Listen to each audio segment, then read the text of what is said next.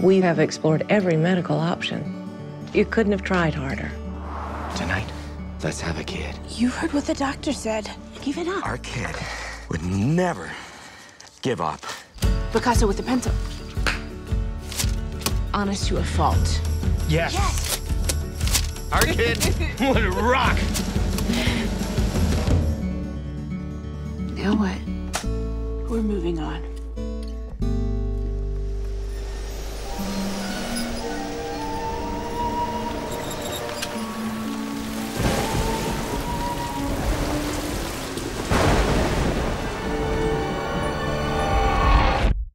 Honey! There's something you need to see. Hi, Hi. I'm Timothy. Basis of the story is pretty far out. Where did it come from? The origins of the story came from Ahmet Zappa. It was a gift he gave me over a croissant in Lower Manhattan. And when I heard the premise for the story, I felt like this was a great jumping off point to make, hopefully, one of those movies, the kind of movie you watch over and over again, like E.T. and The Wizard of Oz, It's a Wonderful Life. But to make it about family and parenting, and even more than that, how we navigate these bumpy and broken years of the first years of the 21st century. And Joel, this part is a little bit different than your recent work like Warrior and Animal Kingdom. What attracted you to the part of Jim? I have been musing lately that that directors can have a bit of a kind of a track record of dipping into the same subject matter, albeit with different stories. And I wonder sometimes if actors do that as well. And you know, all those films that you mentioned are all very family, you know, densely kind of, you know, around that subject of family. So I wonder whether that's something that draws me in. I also love that it had that open-heartedness that is something that I haven't really kind of delved into before. To be part of making a film that is so open-hearted and honest and positive is kind of rare. You know, I could always get back to punching and shooting guns later on. And Peter, having worked with CJ before, did you know he was the one for this role as Timothy? I didn't know till about the third or fourth callback. Okay. But mainly it was because I thought that surely I'm going to need to cast a kid who has much more experience. And CJ just overcame every challenge I threw at him.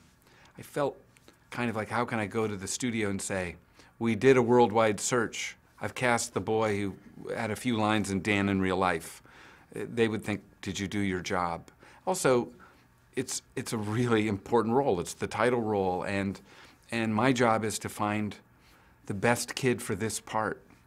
And it's really a miracle and a great blessing that the boy I'd met when he was 6, who sat on my knee most every day and said action and cut, you know, to finish off a scene with Steve Carell in it, then would later play the fictional child of Joel Edgerton and Jennifer Garner, and just be so great in the film and bring such humor and heart to every moment. And he just made us better, made us more honest. And those three together, I just couldn't get to work fast enough each day. And does your process change working with a child actor? Yeah, you got to bring your A game, because kids are just better actors than adults are. I mean, they're just the kids are actors, and the thing about actors is that we are trying to retain that thing that a child just already naturally has, a sense of play and willingness to put aside embarrassment and shame. So yeah, you got to bring your A game. Sometimes you go home and you're like, he schooled me today, again. Where did he come from? It was all very sudden and kind of miraculous. So you all came from your mom's tummies? Yeah. How was that? That's not The normal. film is very emotional yet full of humor and spirit. Was it hard to balance the two for you? It's an easy story. So much could go wrong with this story, so it's very delicate. You don't want to tilt it either way too far. But for me, the excitement was the opportunity to make one of those stories that had huge amounts of humor, but human-based humor, relatable humor, identifiable humor, and at the same time, if we've done our job right, that when we get to the end, you know, you feel a tug at your heart.